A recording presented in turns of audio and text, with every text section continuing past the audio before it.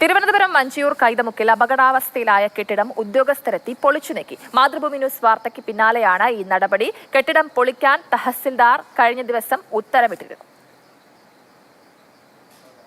എങ്ങനെ ഒരു അപകടം ക്ഷണിച്ചു വരുത്താമെന്നതിൻ്റെ ഉദാഹരണമാണ് കൈതമുക്ക് പാസ്പോർട്ട് ഓഫീസിന് സമീപത്തുള്ള ഈ കെട്ടിടം. ഏത് സമയത്തും നിലംപൊത്താവുന്ന അവസ്ഥയിലാണ്. സാധാരണക്കാരൊക്കെ നടന്നു പോകുമ്പോൾ, കുട്ടികളുമൊക്കെയായി നടന്നു പോകുമ്പോൾ ഒരു അപകടം ഉണ്ടായിക്കഴിഞ്ഞാൽ എന്താകും സ്ഥിതിയെന്ന് നമുക്ക് ഊഹിക്കാൻ കഴിയുന്നതേ ഉള്ളൂ. തഹസിൽദാരുടെ ഉത്തരവ് നടപ്പാക്കാൻ ഉടമസ്ഥൻ അനുവദിച്ചിരുന്നില്ല.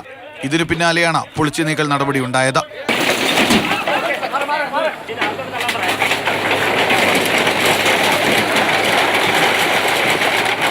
വർഷങ്ങളായി ഉപയോഗശൂന്യമായി കിടക്കുകയായിരുന്നു കെട്ടിടം. 75 വർഷം പഴക്കമുള്ള കെട്ടിടം 25 വർഷത്തിലേറെയായി പൂട്ടിക്കിടക്കുകയാണ്. സമീപത്ത് നിരവധി വീടുകളും കച്ചവട സ്ഥാപനങ്ങളുമുണ്ട്. കഴിഞ്ഞ ദിവസം കെട്ടിടത്തിന്റെ ഓട് വീണ ഒരു കുട്ടിക്കും പരിക്കേറ്റിരുന്നു.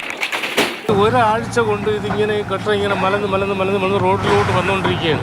അപ്പോഴപ്പോൾ വെടിക്കുന്ന ഓരോ പടപടപട സൗണ്ട് കേൾക്കുന്നുണ്ട്. അപ്പോൾ എന്തായാലും ഇത് വീഴുമെന്ന് ഉറപ്പുണ്ട്. അങ്ങനെയാണ് പോലീസിനെ വിളിച്ചതും വില്ലേജ് ഓഫീസർ അറിയിച്ചതും. വില്ലേജ് ഓഫീസർ നിർദ്ദേശം തന്നു.